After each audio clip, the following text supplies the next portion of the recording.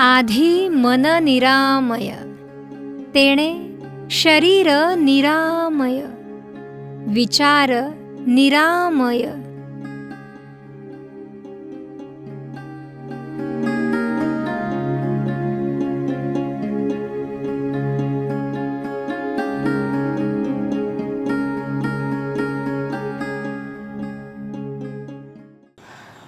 अगं काय सांगू, बाईच्या जातीला काही त्रास कमी असतात का? काय ग, काय झालं? अगं तुला तर माहिती आहे, वाढतं वय आहे आणि वाढत्या वयाबरोबर येणारे त्रास काही कमी असतात का? काय ग, डायबिटीज झालंय का तुला? छे ग, अजून तर नाही आहे. हां, तसा विचार सुद्धा करू नको मग, म्हणजे कधी नाही होणार बघ. पण झालंय काय तुला? अगं तेच मासिक पाळीचा त्रास. तुलाही सुरू झाला? हो ना, पण तू त्या त्रासातून लवकर कशी बरी झालीस? अगं बरीच वर्ष सहन केला बघ मी त्रास. बापरे, मला तर 6 महिने सुद्धा त्रास सहन होत नाही बे. अगं महिन्यातले 10 दिवस मी झोपून काढलेत. इतके उपचार केले, इतके डॉक्टर केले, किती दवाखाने केले, कितीतरी गोळ्या घेतल्या, तरीही फरक नाही. नाही ग. दर 4 वर्षांनी नवऱ्याची बदली झाली की गाव बदलल्यावर डॉक्टर बदलायचा. एवढं सगळं करूनही काही फरक नाही पडला बघ. मग काय केलंस तू? अगं गेल्या वर्षी माझ्या बहिणीचं लग्न झालं. तिची सासूबाई निरामयमधून उपचार घेत होती. निरामय हे काय? निरामय एक नैसर्गिक उपचार पद्धती आहे. तिथे सगळे उपचार नैसर्गिक पद्धतीने केले जातात. पण हे खरं सगळं उपयोगी असतं? सुरुवातीला माझाही विश्वास बसला नव्हता बघ, पण माझा इतक्या वर्षाचा त्रास फक्त 3 महिन्यात बरा झाला. निरामय माझ्यासाठी एक चमत्कार आहे. मला तर विश्वास बसत नाही बघ. बरोबर आहे, पण तू अनुभव घेऊन बघ ना. मला खात्री आहे तुझा त्रास नक्की कमी होईल.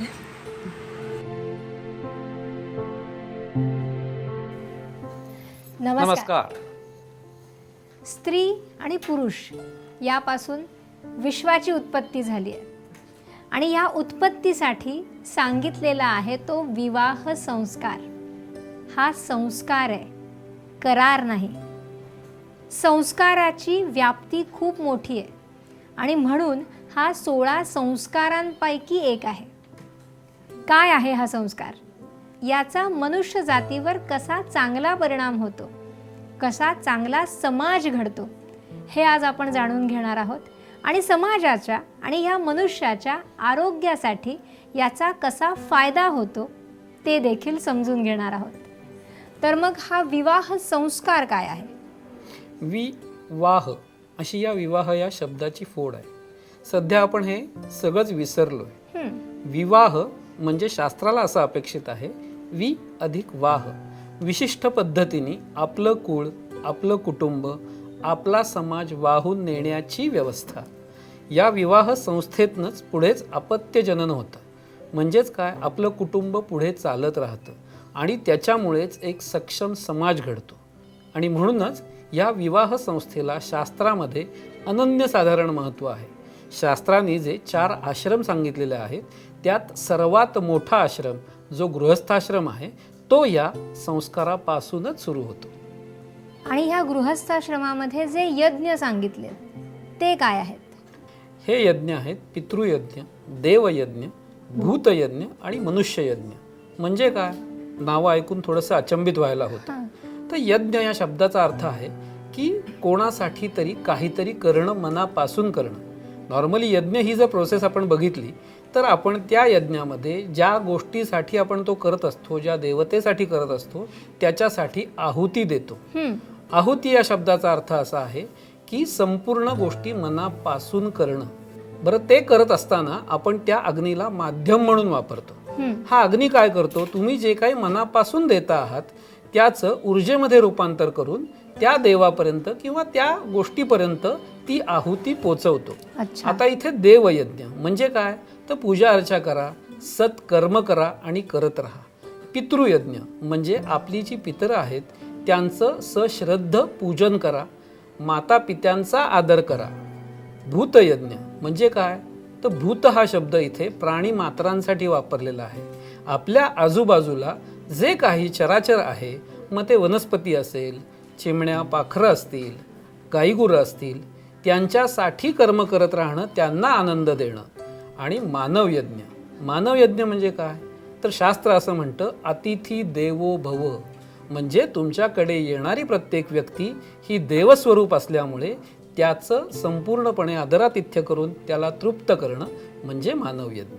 मला असं वाटतं की इथे या 4 जणांकडून मिळणारे आशीर्वाद हे महत्त्वाचे असावेत. मग ज्यामध्ये आपले पूर्वज आहेत, ज्यामध्ये देव आहे, ज्यामध्ये भूतदया, भूत जे आपण म्हणतोय की सगळं चराचर, प्राणी पक्षी, आणि त्याचबरोबर येणारा अतिथी तो मनुष्य, ह्या सगळ्यांकडून मिळणारे आशीर्वाद ह्या कुटुंबानी किंवा या जोडप्यानी, या दाम्पत्यानी घ्यायचे आहेत आणि त्यातून समृद्ध होणार आहे तो त्यांचा संसार. तो असा अर्थ, त्यांचा वंश, ते त्यांचं कुळ. आपण जे मागाशी म्हटलं की विशिष्ट पद्धतीने कुळ समाज वाहून नेण्याची व्यवस्था. आणि ही व्यवस्था कधी सुरू होते? जेव्हा स्त्री आणि पुरुष एकत्र येतात, एका बंधनात बांधले जातात आणि गृहस्थाश्रमात प्रवेश करतात. आता प्रत्येकासाठी आशीर्वादाची गरज असते. आशीर्वाद म्हणजे काय? तर तुमच्याबद्दल केलेलं चांगलं चिंतन, तुमच्याबद्दलचा चांगला विचार जेव्हा अन्य कुणाकडून तरी तुमच्यापर्यंत येतो, तो देखील तुम्हाला ऊर्जावान करतो. तो तुम्हाला सुख देऊ शकतो, आनंद देऊ शकतो. हाच ऊर्जेचा नियम आहे. जेव्हा स्वयंपूर्ण उपचार आपण घेत असतो तेव्हा रुग्णाला आम्ही एक संकल्प सांगतो आणि या संकल्पाची सुरुवात होते ती म्हणजे आई वडिलांच्या स्मरणापासून. आम्ही कायम म्हणतो की सुरुवात जी करायची आहे ती त्यांच्याबद्दल कृतज्ञता व्यक्त करून. काही वेळेला अशाही घटना घडल्या आहेत की रुग्ण म्हणाले की माझं माझ्या आई वडिलांबरोबर पटत नाही, मी त्यांचं स्मरण करणार नाही. तेव्हा त्यामागचं शास्त्र आम्ही त्यांना समजावून सांगितलं. मुळातच हा देह जो आपल्याला मिळालाय तो त्या माता पितांमुळे, त्या आई वडिलांमुळे. आणि जर जिथून आपल्याला हा देह मिळालाय, हे साधन मिळालंय, त्यांच्याप्रती तुमच्यामध्ये कृतज्ञता नसेल, ती भावना नसेल, तर हा देह निरोगी आणि सुदृढ राहू शकत नाही. कारण त्याचं मूळ हे तिथे आहे. काही कारणाने तुमचा आणि त्यांचा वाद झालेला असेल, पण तो वाद विसरणं हे अत्यंत गरजेचं आहे. कृतज्ञता ही तुम्हाला अनेक दोषातून मुक्त करते आणि म्हणून केलेल्या एका उपकाराची देखील जाण ठेवायची आहे. जरी त्या उपकारानंतर अनेक वाईट गोष्टी घडल्या असल्या तरी. जे काही वाईट घडलंय आणि जे काही चांगलं घडलंय ह्या सगळ्याला कारणीभूत असतं ते कर्म. जेव्हा तुम्ही आई वडिलांप्रती कृतज्ञ राहता तेव्हाच ती ऊर्जा ग्रहण करण्यासाठी योग्य ठरता. त्यानंतर आम्ही सांगतो ते म्हणजे परमेश्वराचं स्मरण. मग जो कोणी परमेश्वर तुम्ही मानत असाल, मग तुम्ही कुठल्याही जातीचे असा, कुठल्याही धर्माचे असा, तुमचा विश्वास किंवा श्रद्धा कुणावरही असो, त्याचं स्मरण आणि त्याच्या प्रती ती प्रार्थना की मला या शरीराला आणि मनाला संपूर्ण आरोग्य मिळवून दे. ही प्रार्थना काय करते?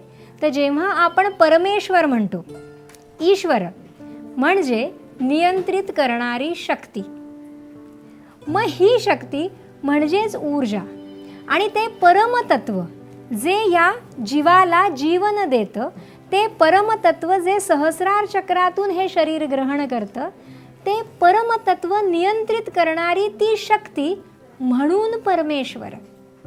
तो मूर्त नाही आहे, तो अमूर्त आहे.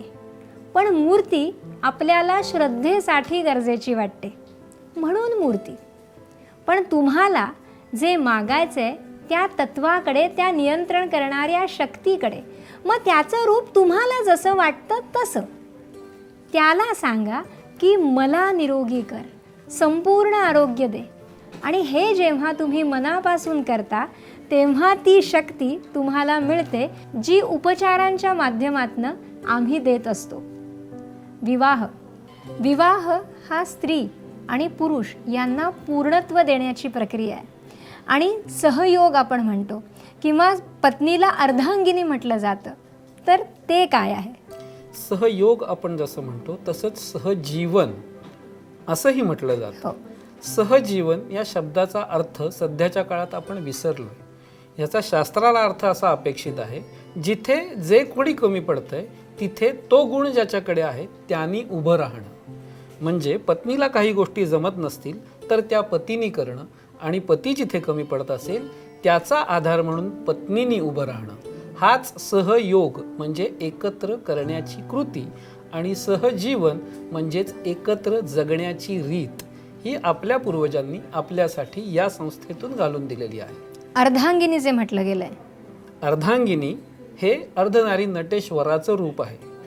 अर्धांगिनी म्हणजे स्त्री ही शक्ती म्हणून समजली जाते आणि पुरुष हा शिवाचं रूप आहे. शास्त्र असं म्हणतं, जेव्हा तुम्ही शिवाचं दर्शन घ्यायला जाताय तेव्हा जर कोणत्याही एका देवीचं दर्शन घेतलं तर तिच्याकडून शक्ती घेऊन तुम्ही शिवाकडे जायचं असतं.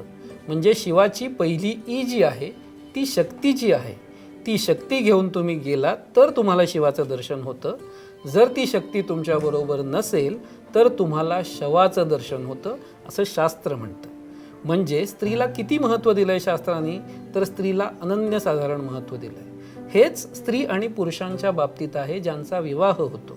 ही जी स्त्री आहे ती त्या पुरुषाची शक्ती म्हणून उभी राहते, त्याचा शक्तीचा स्रोत म्हणून उभी राहते, आणि त्याच्यामुळे तो आयुष्यातलं कोणतंही कर्म निष्ठेने आणि आनंदाने करू शकतो. आणि म्हणूनच या नात्यामध्ये प्रेम आणि आदर असणं अत्यंत गरजेचं आहे. प्रेम आणि आदर काय करतं तर एकमेकांबद्दल आपुलकीची भावना निर्माण करतं. त्याच्यामुळे एकमेकांबद्दलचा आदर हा कायम राहतो, आणि हाच आदराचा संस्कार पुढच्याही पिढीला मिळतो. जेव्हा स्त्री आणि पुरुष हे एकमेकांवर प्रेम करतात तेव्हा पुढच्या पिढीला कळतं प्रेम म्हणजे काय, आदर म्हणजे काय. ते आपल्या डोळ्यासमोर जे बघत असतात तेच ते शिकत असतात. जे काही मूल जन्माला येतं ते अपत्य, त्याच्यासाठी पहिले आयडॉल कोण आहेत तर त्याच्यासाठी पहिले आयडॉल अर्थातच त्याचे आई आणि वडील आहेत. ती आई जशी वागते तसंच ते वागायचा प्रयत्न करतात. वडील जसे वागतात तसंच ते वागायचा प्रयत्न करतात. इथे सध्याच्या काळात काय होतंय, आई वडिलांना म्हणते तुला अक्कल नाही, वडील आईला म्हणतात तुला अक्कल नाही, आणि दोघंही त्या मुलाला म्हणतात तू हुशार आहेस. त्याच्यामुळे कारण नसताना त्याचा गैरसमज होतो की मी हुशार आहे आणि हे या दोघांनाही अक्कल नाही. आणि अशा पद्धतीची पिढी आत्ता आपण घडवतोय, जे की 100% चूक आहे. त्या मुलासमोर आपल्याला भांडणं करायचीच नाही आहेत. जे आत्ता आपण सांगतोय अशा पद्धतीने जर आपण आपल्या पुढच्या पिढीसमोर वागलो तर ती पिढी ही उत्तमच घडणार आहे. आता हा विवाह संस्कार जो आपण म्हणतो, जे आपण म्हणालो की कुळाला वाहून नेण्यासाठी किंवा या समाजाला वाहून नेण्यासाठीचा तो संस्कार आहे, हा शास्त्राने संस्कार म्हणून काय सांगितलाय, कसा सांगितलाय? प्रत्येक जो शास्त्राने सांगितलेला संस्कार आहे तो ऊर्जेशी आधारित आहे, ऊर्जेशी संलग्न आहे. आता जेव्हा एक स्त्री तिचं घर सोडून पुरुषाकडे येते तेव्हा शास्त्र असं म्हणतं की जे काही अपत्य आहे ते ऊर्जेनी त्याच्या आईवडिलांशी बांधलेलं आहे. जेव्हा ही मुलगी त्या मुलाबरोबर विवाह संपन्न होते तेव्हा तिचे शास्त्रांनी आणि मंत्रांनी इकडचे बंध तोडून तिकडे जोडले जातात. त्यालाच आपल्या शास्त्रांनी कन्यादान असं म्हटलेलं आहे. कन्यादानाला आपलं शास्त्र सर्वश्रेष्ठ दान म्हणतं. म्हणजे कन्यादानाचं पुण्य शास्त्रात असं सांगितलं आहे की पुढच्या 12 पिढ्या आणि आधीच्या 12 पिढ्या यांनाही ते पुण्य मिळतं, इतकं कन्यादानाचं महत्त्व सांगितलं आहे. कारण एक कन्या ही तिचं कुळ म्हणजे माहेर, ती जिथे जाते ते कुळ, आणि जर तिला संतती म्हणून कन्यारत्न प्राप्त झालं तर ती ज्या घरात दिली जाते त्याही कुळाचं ती कल्याण करते. त्याच्यामुळे 3 कुळांचा उद्धार करणारी ही ती स्त्री. अशी स्त्री जेव्हा आपण दान करतो, म्हणजे अशी मुलगी जेव्हा आपण दान करतो तेव्हा आपली 12 अधिक 12 24 कुळांचा उद्धार होतो. वा, किती छान. म्हणजे मुलीला किती महत्त्व आहे आपल्या शास्त्रामध्ये. ही मुलगी जेव्हा दुसऱ्या घरी जाते तेव्हा ती त्या घराशी जोडली जाते, त्या सगळ्या माणसांशी जोडली जाते आणि तिथे नंदनवन फुलवते. ज्या वेळेला विवाह संस्कार होत असतो त्यावेळेला एक सूत त्या पतीपत्नींभोवती गुंडाळलं जात असतं. सूताला खूप महत्त्व आहे आपल्या शास्त्रामध्ये. सूत हे वहन करणारी गोष्ट आहे या ऊर्जेचं.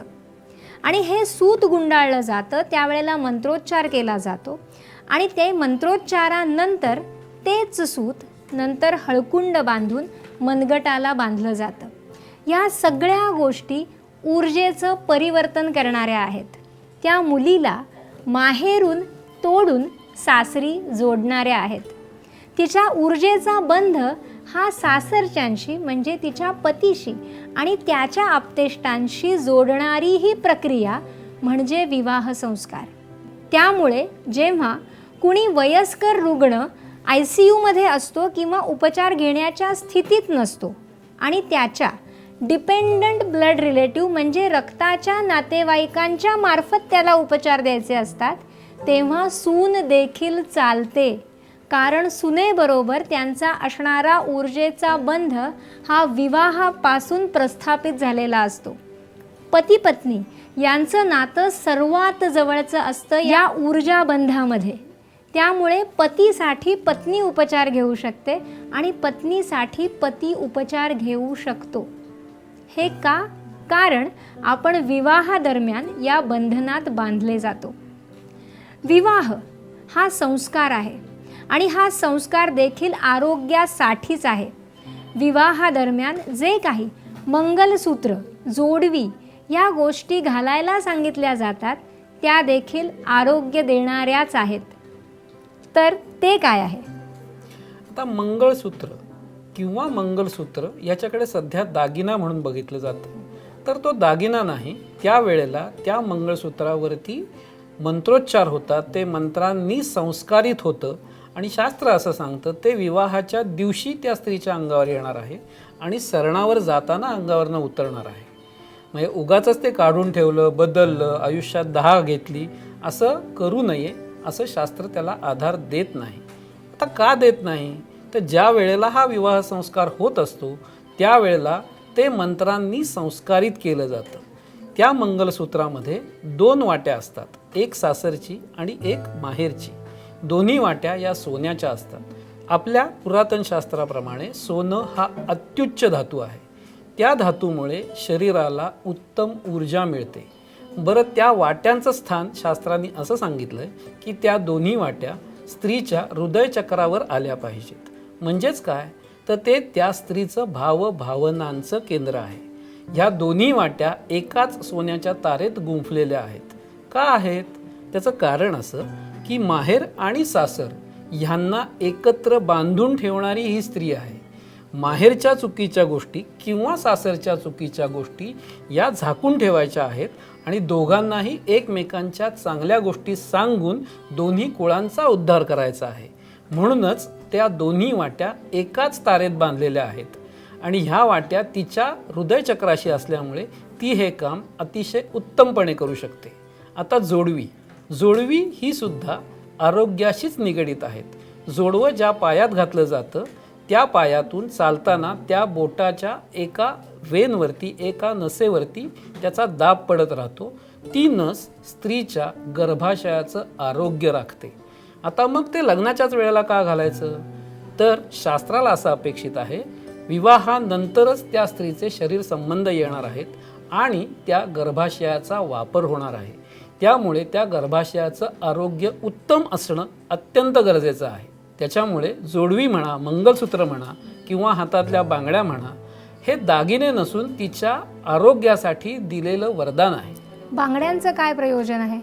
बांगड्या जेथे घातल्या जातात, आता जसा तू हात ठेवलायस, साधारणपणे हाताच्या या भागामध्ये ॲक्युप्रेशरचे पॉईंट आहेत जे त्या स्त्रीच्या मासिक धर्मामध्ये तिला मदत करतात. त्याच्यामुळे जेव्हा स्त्रीच्या हातात एवढ्या बांगड्या आहेत तेव्हा तिला मासिक धर्मामध्ये त्रास होत नाही. कमीत कमी त्रास होतो, ते तिचा मासिक धर्म हा कायम सुरळीत राहतो.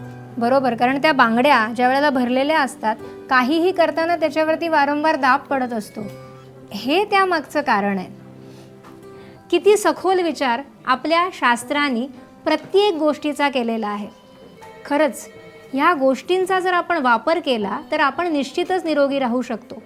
पण विवाह संस्था हीच अनेक दुःखांचं आज कारण बनली आहे. कारण आपण सहजीवन जगतच नाही. आपण एकत्र येतो पण एकमेकांचे सहकारी बनत नाही. आणि त्यामुळे अनेक प्रकारची दुःख आपल्या नशिबी येतात आणि ज्यातून निर्माण होतं ते अनारोग्य.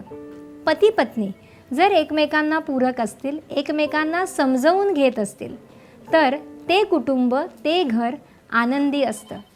प्रत्येक बालक जेव्हा जन्माला येतं त्यानंतर त्याची वाढ होत जाते. प्रथम असते ती बाल्यावस्था, बाल्यावस्थेनंतर येते कुमारावस्था, त्यानंतर येते पौगंडावस्था, जिथे मुलाचं पुरुषामध्ये आणि मुलीचं स्त्रीमध्ये रूपांतर होतं.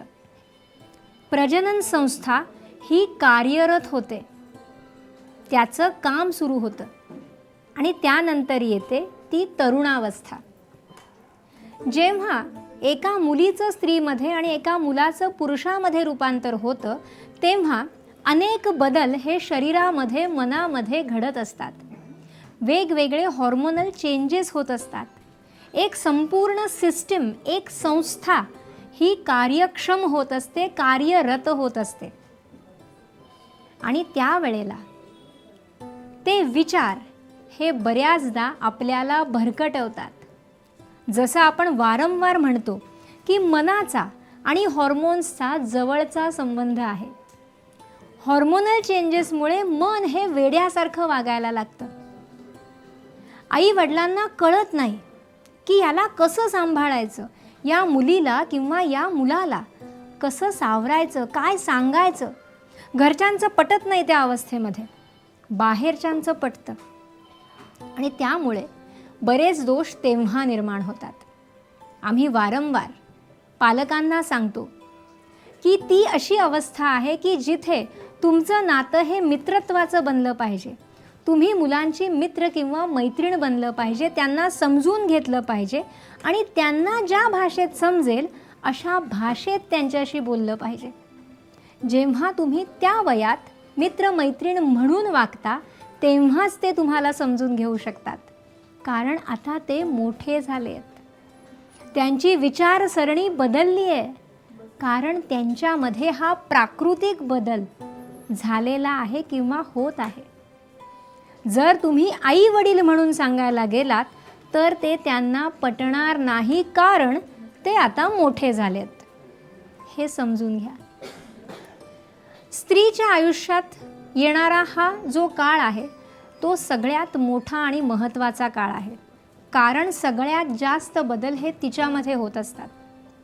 ज्या वेळेला रजनिर्मिती सुरू होते त्यावेळेला ही रजनिर्मिती, हे मासिक चक्र, हा ऋतुधर्म हा दरमहा सुरू होतो. प्रत्येक वेळेला ते रज निर्माण होतं आणि फलित न झाल्यामुळे निघून जातं. शरीरामध्ये दरमहा हा बदल होत राहतो, शारीरिक आणि मानसिक. हा वाढीसाठी गरजेचा आहे, हा प्रजननासाठी गरजेचा आहे. त्यावेळेला समजून घ्यायला हवं, समजून सांगायला हवं. आता आजकाल मासिक धर्माशी रिलेटेड प्रॉब्लेम्स हे वाढताना दिसतात. का?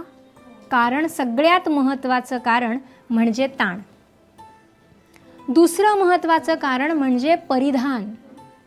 ज्या वयामध्ये ही प्रजनन संस्था विकसित होतीये त्या वयामध्ये जर आपण घट्ट अशा पॅन्ट वापरल्या, आपण असे कपडे वापरले की ज्यामुळे आपल्या मांड्या, आपलं ओटीपोट हे सतत बंधनात राहील, तर ते ऑर्गन कसे विकसित होणार? ते ऑर्गन पूर्णत्वाने विकसित होऊ शकत नाहीत आणि मग मासिक चक्र हे सुरळीत होऊ शकत नाही. आज या दोन गोष्टी आहेत ज्या मुख्यत्वे हे मासिक चक्र, ऋतुचक्र बिघडवण्यासाठी सहाय्य करतात. याच दोन गोष्टींवरती काम करायचं आहे. मुलांना ताणात ठेवू नका, त्यांना मोकळं ठेवा, त्यांचे गुण त्यांना दाखवून द्या आणि ते संवर्धित करा. ते जे काही करतायत त्यांना कसं बेस्ट करता येईल त्यासाठी मदत करा. त्यांना वेगवेगळ्या कल्पना द्या. ते जे काही चांगलं करतायत त्यासाठी त्यांची प्रशंसा करा आणि मग ज्या चुका होत आहेत त्या समजावून सांगा. केवळ चुका दाखवू नका, त्या चुका कशा बदलायच्या तेही सांगा. बऱ्याचदा केवळ चुका आपण दाखवत राहतो आणि त्यात बदल कसा करावा हे सांगतच नाही आणि त्यामुळे न्यूनगंड निर्माण होतात. त्यातून हा ताण, मानसिक ताण देखील हॉर्मोन्सवर परिणाम करतो, या मासिक चक्रावर परिणाम करतो. या सगळ्यावरती स्वयंपूर्ण उपचार काम करतात ह्या 5 तत्वांच्या माध्यमातून. जेव्हा प्रजनन संस्था आपण म्हणतो तेव्हा मुख्यत्वे काम असतं ते स्वाधिष्ठान चक्राचं. त्याचबरोबरीने गर्भाशय किंवा ओव्हरीज या मसलपासूनच बनलेले आहेत, म्हणून पृथ्वी तत्व मूलाधार चक्र. निर्मिती म्हणजे आकाश, म्हणजेच विशुद्ध चक्र. त्याचबरोबर कुठलीही गोष्ट घडवण्यासाठी लागते ती हालचाल, बदल, आणि बदल मिळतात ते वायुतत्वापासून. अग्नी, कुठलीही गोष्ट परावर्तित करण्यासाठी गरजेचा असतो तो अग्नी. अशी ही 5 तत्व या प्रक्रियेमध्ये महत्त्वाची असतात. सगळ्यात महत्त्वाचं स्वाधिष्ठान चक्र.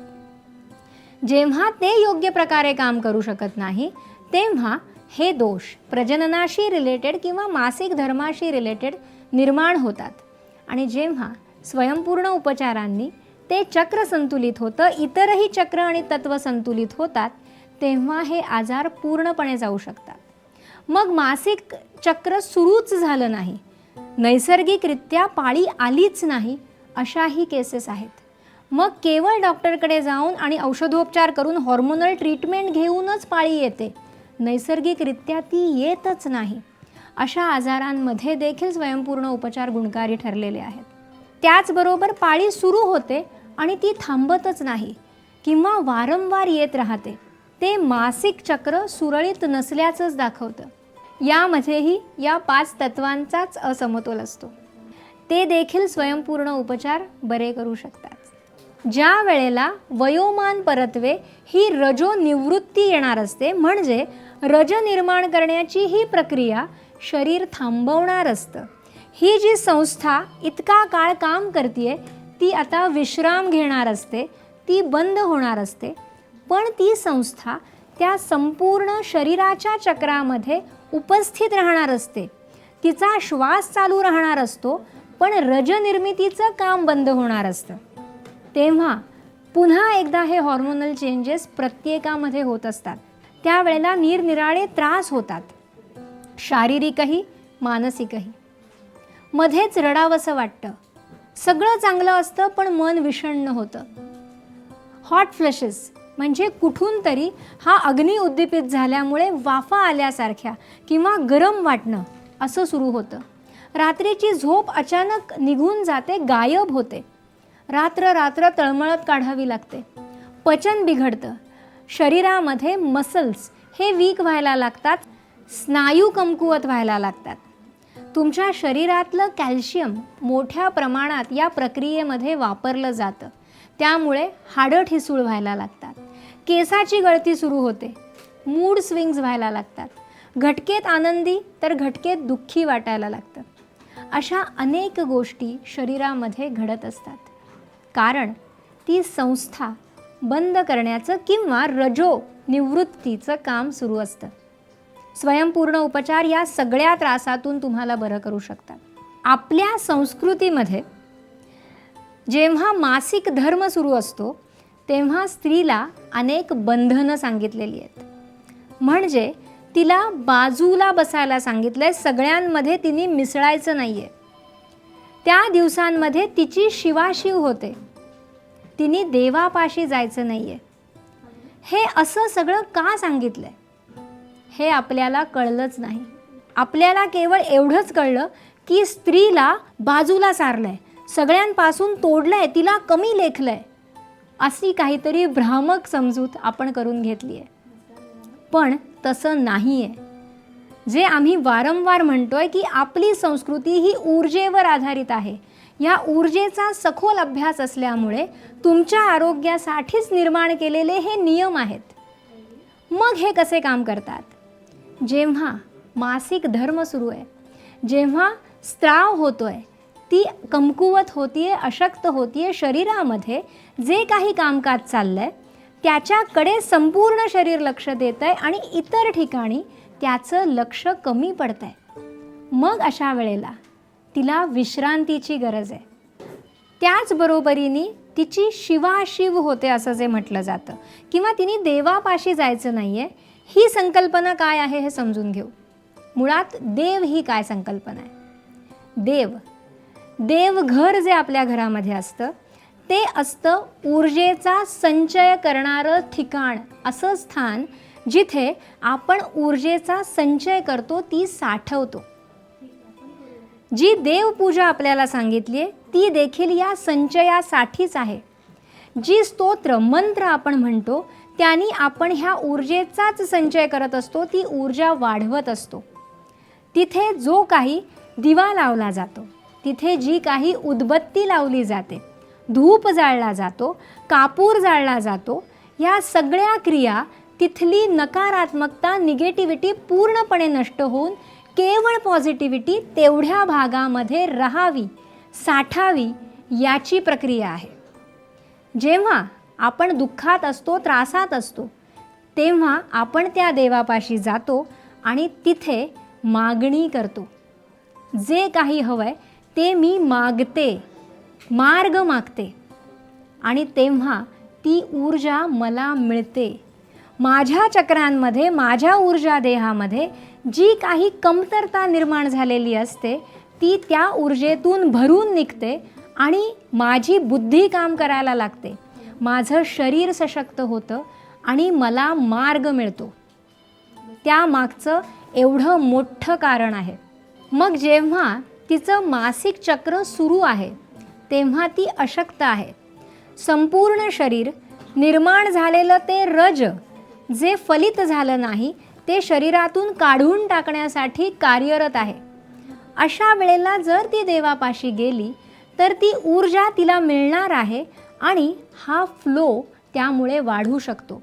जी क्रिया सुरू आहे त्याला ताकद मिळू शकते आणि त्यातून तिचा अशक्तपणा वाढू शकतो, त्रास वाढू शकतात. म्हणून तिने तिथे जायचं नाही आहे. ते तिच्या आरोग्यासाठी आहे. आणि त्याच वेळेला जी ऊर्जा आपल्याला आपल्या संकटांमध्ये उपयोगी पडणार आहे ती देखील कमी होऊ नये यासाठी देखील सांगितलेलं आहे. एवढा मोठा अर्थ या सगळ्यामागे आहे. पण आपल्याला ही ऊर्जा न समजल्यामुळे आपण आपल्या पूर्वजांवर शंका घेतली. आपण असं म्हणालो की त्यांनी स्त्रीला कमी लेखलं आहे, पण हे सत्य नाही. स्त्रीला कायमच शास्त्रामध्ये शक्ती म्हटलेलं आहे आणि ती शक्ती वाढावी असंच प्रयोजन शास्त्रामध्ये आहे. म्हणून आपले हे संस्कार या आधुनिक काळात देखील स्वीकारले पाहिजेत. पद्धती वेगळ्या असतील पण स्वतःची काळजी तर आपण घेऊ शकतो, शक्य तितका विसावा तर घेऊ शकतो. हे करूया. देवापाशी आता देवपूजा ही त्या अर्थाने कुणीच करत नाही. ऊर्जेचा संचय करायचा आहे हेच आपल्याला माहीत नाही. आजपासून आपण ते करूया आणि त्याचा फायदा आपण स्वतःसाठी आणि आपल्या कुटुंबासाठी मिळवूया. या सगळ्या गोष्टी आपण समजून घेतोय आणि या सगळ्या गोष्टी आपल्याला नेतात त्या ऊर्जेकडे. मनुष्य देह या ऊर्जेतूनच बनलेला आहे आणि ही ऊर्जा संतुलित ठेवून तो आपण निरोगी करू शकतो. त्यामुळे ही ऊर्जा मुक्त प्रवाहित व्हावी आणि आपण ऊर्जित व्हावं